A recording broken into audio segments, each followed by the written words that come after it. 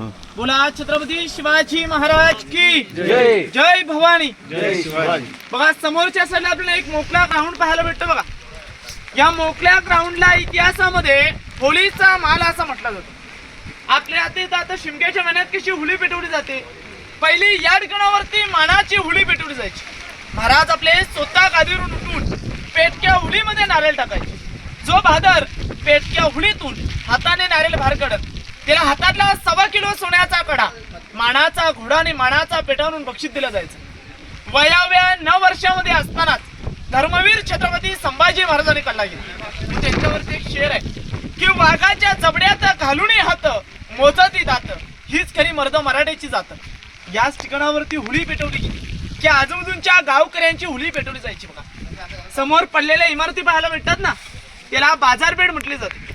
800 फूट लांबी आहे, 40 फूट रुंदी आहे. या साईडला 22 दुकानं, या साईडला 22 दुकानं, अशी 44 दुकान आहेत. आगे दुकान, पिछे मकान, बीच में स्टोरूम.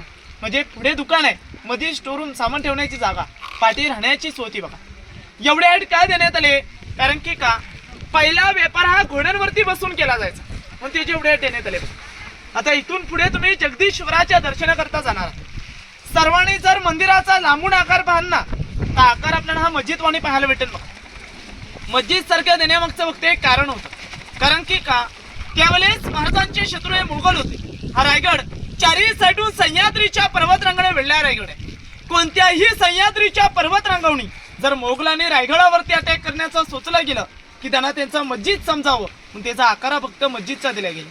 परंतु तुम्ही आतमध्ये गेलात तर आपल्या हिंदूंचं प्रतीक म्हणून एक शिवलिंग पाहायला भेटतं. बघा जातेवेळीस काय छोटे दरवाजे लागतात, छोटे दरवाजे देण्यामागचं पण एक कारण होतं. कोणताही शिवभक्त व कोणताही शत्रू हा मंदिराच्या आतमध्ये शिरताना ताट मानेने जाऊ नये, तर मान खाली वाकूनच गेला पाहिजे, म्हणून छोटे दरवाजे दिले गेले. आपल्या महाराजांचं निधन होण्याच्या अगोदर रस्ता हा समोरच्या साईडून होता. निधन झाल्यानंतर पाठच्या साईडून करण्यात आला. कारण की का आपल्या इथं बघा मंदिरांची कोणतीही गेट बघा सूर्य उगवत्या साईडलाच असतात. याचा पण पहिला सूर्य उगवत्या साईडलाच होता.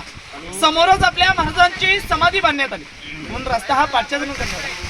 त्या समोर एक गेट आहे, त्या गेटच्या पहिल्याच पायरीवरती एक नाव आहे. ते नाव असं आहे, सेवेचे ठाई तत्पर हिरो जिंतूरकर.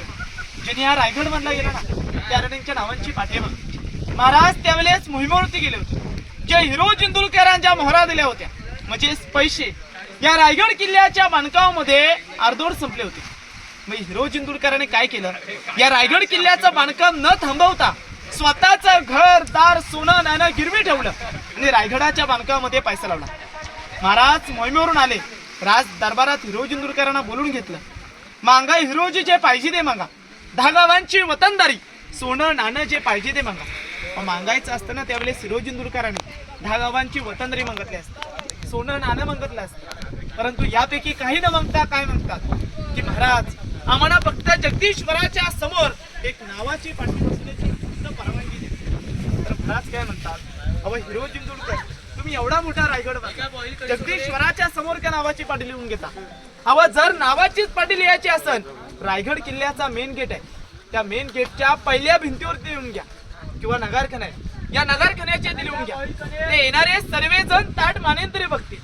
तर हिरो जिंतूरकर महाराजांना काय म्हणतात की महाराज आम्हाच नावासाठी नको, महाराज ज्या वेळेस तुम्ही जगदीश्वराच्या दर्शनाकरता जाल ना, त्या वेळेस तुमच्या उजव्या पाय लागून जी धूल येईल ही आमच्या नतमस्तकी लागा एवढीच विनंती आहे. बघा त्या दगडावरती नाव लिहून घेतलं, सेवेचे ठाई तत्पर हिरो जिंतूरकर. म्हणजे महाराज आम्ही तुमच्या सेवेकरिता सदैव हजर आहोत. महाराजांनी भर सभेत हिरो जिंतूरकरांना मिठी मारली, वा हिरोजी वा. अहो तुमच्यासारखी माणसं लाभली म्हणून तेवढं मोठं हिरवी स्वराज्य भोग लागू. अहो ज्यांनी ताजमहल बांधला ना त्यांच्या हात कलम करण्यात आले, ज्यांनी हा रायगड बांधला गेला त्यांच्याच आपल्या नावाची पाठी पाहायला मिळाली. असे आपले महाराज होते. समोरच आपल्या महाराजांची समाधी, संपूर्ण रायगड उद्ध्वस्त झाला. गडावरती पहिली व्यक्ती महात्मा ज्योतिबा फुले याने आपल्या महाराजांच्या समाधीचा शोध 1869 मध्ये लावला. बघा तेव्हा एक वाघे कुत्र्याची समाधी, त्याच्यावरती काय वाद चालू आहे. इतिहासकारांची मते स्पष्ट झाली नाही, त्याची माहिती स्टॉप करण्यात आली.